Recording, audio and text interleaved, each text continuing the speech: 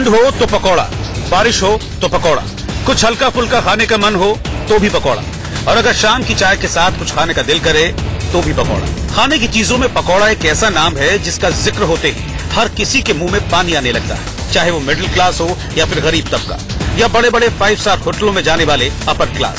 इसके पीछे की वजह भी बड़ी साफ है। पकौड़े का न तो कोई मजहब है, न ही कोई जाति, और न ही ये किसी खास क्लास से बंधा है। कश्मीर से लेकर कन्याकुमारी तक अलग अलग नामों से इसकी पहचान है। दिल्ली में इसे पकौड़ा कहा जाता है, तो बिहार में लोग इसे पकौड़ी कहते हैं। मुंबई में इसे लोग भजिया के नाम से जानते हैं, तो कर्नाटक और आंध्र प्रदेश में इसे बज्जी कहते हैं। वैसे भारत के पड़ोसी देशों में भी ये बड़े चाव के साथ खाया जाता है और माना जाता है कि दुनिया को पकौड़े का गिफ्ट हिंदुस्तान ने ही दिया है।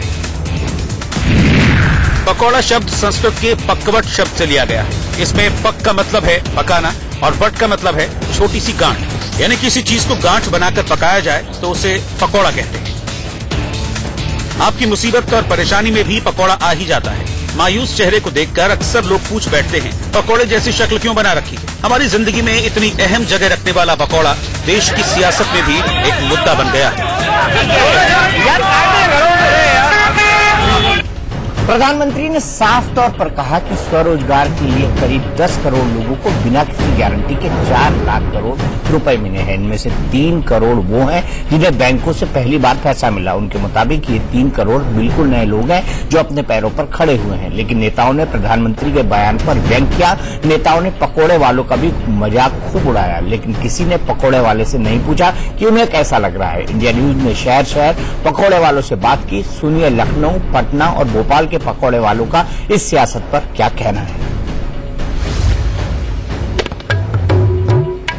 हालांकि दुकान के मालिक बिष्ट जी ने नौकरी पाने की कोशिश तो की थी, लेकिन मिली नहीं। फिर उन्होंने पकौड़े में हाथ आजमाया और आज उनके साथ साथ उनके भाई का परिवार भी अच्छी तरह से चल रहा है।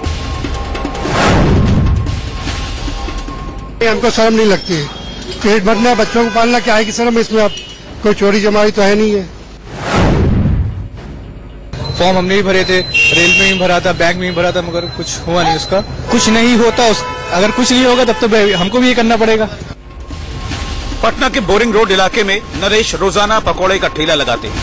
हर दिन करीब 300 से 400 की कमाई हो जाती है। नरेश की जबानी ही सुनिए कि पकौड़े बेचने और भीख मांगने में क्या फर्क है। अब उनका ऐसा सोच है तो उसमें दूसरा कोई क्या कर सकता है और हम लोग क्या कर सकते हैं उसमें? हम लोग का तो जो काम है वो काम करेंगे ना। ये तो रोजगार में आता है तो इसको अब बना दीजिए, राजनीतिक में जो कुछ करना है कर सकते हो, कुछ भी कर सकते हो। पकौड़े बेचने का मतलब ये होता है कि आप कुछ थोड़ा बहुत छोटे से ही कुछ शुरू करें। अगर इस दुकान को चला करके अपना परिवार चला रहा है तो इसमें कोई बुरी बात तो है नहीं। बयान देने से नहीं ना होता। You have to come in this field and face the problem, then you will see. अगर भीख मांगना भी रोजगार है तो मेरे हिसाब से तो अनएम्प्लॉयमेंट कुछ होना नहीं चाहिए। हर कोई तो कोई ना कोई रोजगार तो कर ही ना रहा है। ग्रेजुएट और पोस्ट ग्रेजुएट के साथ पकौड़ा बेचवाना चाहते हैं, ये तो गलत बात है। भोपाल के हॉकर्स कॉर्नर में मौजूद पकौड़े की इस दुकान पर लोगों की अच्छी खासी भीड़ लगी है। यहाँ तल रहे इन पकौड़ों को देखकर किसी के भी मुंह में पानी आ जाए। लोग हरी चटनी के साथ यहाँ पकौड़े का जायजा ले रहे हैं। पकौड़े की दुकान चलाने वाले बुजुर्ग दुकानदार बताते हैं कि 1965 में इन्होंने BA पास की थी, लेकिन घर की माली हालत ठीक नहीं थी, लिहाजा तब से पकौड़े की दुकान चला रहे हैं। परिवार का भरण पोषण हो जाता है, कपड़े लगते। आजकल खर्चे महंगाई से बढ़े हुए हैं, बाकी जो लेबर रखे हुए हैं इसके सहारे से इनका भी गुजर बसर हो रही है, हमारी भी हो रही है। जब आदमी के पास कोई काम नहीं है, कुछ नहीं है, तो कम से कम पकौड़े बेच के अपनी रोजी रोटी चला सकता है। ऐसा विषय है यहाँ पे जो मुद्दे हैं ना, उनका कोई अंत नहीं है।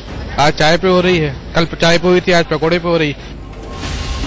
लखनऊ से अरविंद चतुर्वेदी और पटना से शिव पूजन झा के साथ अजय निगम, भोपाल, इंडिया न्यूज।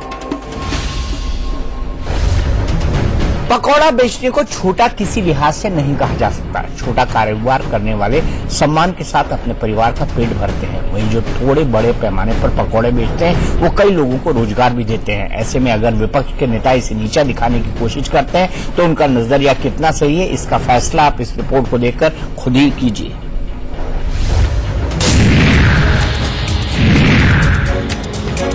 नौरोजी नगर की पकौड़े की दुकान सालों से यहाँ पर मौजूद है और इस दुकान का नाम भी है खानदानी पकौड़े वाला। पहले हम आपको ये बता देते हैं यहाँ पर कितने तरह के पकौड़े बनते हैं। तो करीब 15-20 तरह के यहाँ पर पकौड़े हैं। इन पकौड़ों में ब्रेड पकौड़ा है, बैगन पकौड़ा है, पनीर पकौड़ा है, उड़द की दाल का पकौड़ा है, कमल ककड़ी का पकौड़ा है, चाप का पकौड़ा है और तमाम दूसरे पकौड़े, आलू का भी पकौड़ा है। यानी मैं गिनाता जाऊंगा शायद नाम कम पड़ जाएंगे। कितने तरीके के पकौड़े हैं? हमने तो बहुत सारे देखे।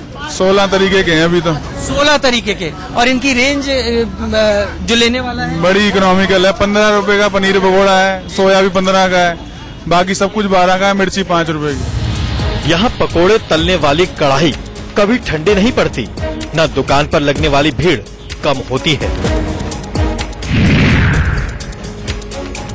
ये आपका खानदानी काम है? खानदानी काम है साहब। आपको इसको करते हुए शर्म महसूस होती? मुझे तो कोई शर्म महसूस नहीं होती सर। शर्म किस बात की आनी चाहिए। आपकी दुकान में कितने लोग काम करते हैं? 15 लोग काम करते हैं। 15 लोग काम करते हैं। इस काम को वाकई इस तरीके से भी हम छोटा नहीं कह सकते। 15 लोगों की इस दुकान से रोजी रोटी चलती है। इस समय हम लखनऊ इलाके में हैं और हम आपको बता दें कि एक मशहूर पकौड़े की दुकान पे हैं। सहगल पकौड़े वाले के नाम से ये मशहूर है। ये दुकान 18 साल पुरानी है। यहाँ हर दिन 400 से 500 ब्रेड पकौड़े बिक जाते हैं। स्वाद के साथ स्वरोजगार की ये बेहतरीन मिसाल है, जहाँ एक दो नहीं 22 लोग काम करते हैं। कितने लोगों को रोजगार आपने दिया है? 22 लोगों दिए। 22 लोग आपके साथ काम करते हैं? हाँ 22 लोग। कितना पैसा मिलता है तुम्हें पर दिन का? 8,000 रुपया महीना। आप इनके साथ काम करते हो, आपको कितना पैसा मिलता है? मुझे 10,000 मिलता है। मैं तो सर कैश काउंटर पे बैठता हूँ। अच्छा, तुम मेन पैसा गिनने का काम करते हो। कि कोई भी काम छोटा नहीं होता है, सवाल ये है कि आप उस काम को किस तरीके से करते हैं। मुस्तफा के साथ अरविंद चतुर्वेदी, इंडिया न्यूज, लखनऊ, उत्तर प्रदेश। भूख लगने पर पकौड़ा पेट भी भरता है और इससे लाखों परिवारों की रोजी रोटी भी चलती है। वैसे देश की इकोनॉमी में भी पकौड़ा अपनी हिस्सेदारी निभाता है। बड़े बड़े 5 स्टार होटलों और रेस्टोरेंट में पकौड़े स्टार्टर के तौर पर परोसे जाते हैं और इसके लिए ग्राहक जो बिल चुकाते हैं उन पर लगा टैक्स सरकार के खजाने में जाता है। दिखाते हैं आपको बड़े रेस्टोरेंट में ग्राहक पकौड़ों को लेकर हो रही सियासत पर क्या सोचते हैं। पकौड़े की बात जब आती है तो मुंह में पानी आ जाता है, लेकिन आज हम पकौड़े की राजनीति की बात करेंगे कि पकौड़े पे राजनीति कितनी हावी हुई। हम भोपाल के प्रसिद्ध रेस्टोरेंट में हैं, जहां आप ये देखिए कि यहाँ 2 तरह के पकौड़े मिलते हैं। एक है वेज पकौड़ा और दूसरा है पनीर पकौड़ा। ये दोनों पकौड़े हमारे पास आ भी चुके हैं। ये वेज पकौड़ा दिख रहा है और वो पनीर पकौड़ा है। दोनों थोड़े से मिक्स से हो गए हैं, लेकिन दोनों के जो स्वाद हैं वो लगभग इनसे पहले जान लेते। पहले आपको ये कौन सा स्वाद अच्छा लगा? दोनों ही अच्छे लगे हैं और दोनों ही लाजवाब हैं। और जहाँ पे हम खाने आते हैं उनके पकौड़े बहुत ही फेमस है, इसलिए हम अक्सर इन्हें खाने आते हैं। जहाँ आप ये देखिए कि यहाँ 2 तरह के पकौड़े मिलते हैं। एक है वेज पकौड़ा और दूसरा है पनीर पकौड़ा। ये दोनों पकौड़े हमारे पास आ भी चुके हैं। ये वेज पकौड़ा दिख रहा है और वो पनीर। एक्चुअली पकौड़ा और भीख को तो कंपेयर नहीं करा जा सकता। पकौड़ा बनाना मतलब एक कोई ना कोई कमाई का साधन है। भीख से तो काफी अच्छा है। भीख तो होना नहीं चाहिए, लेकिन इसका कंपेयर नहीं है। राजनीति ऐसी भी ना करे कि एक आम आदमी जो अपनी रोजी चलाने के लिए किसी भी तरीके से साधन जुटाकर काम कर रहा है, आप उसको भीख मांगने से अगर कंपेयर कर रहे हैं तो ये एक आम आदमी के साथ नाइंसाफी है। पकौड़े पे लड़ा जा सकता है मगर जीता नहीं जा सकता, ये बात तय है। ये एक मुद्दा हो सकता है, एक बहस के लिए अच्छी चीज है, बट इसका चुनाव की जीत या हार से कोई रिश्ता नहीं रहेगा।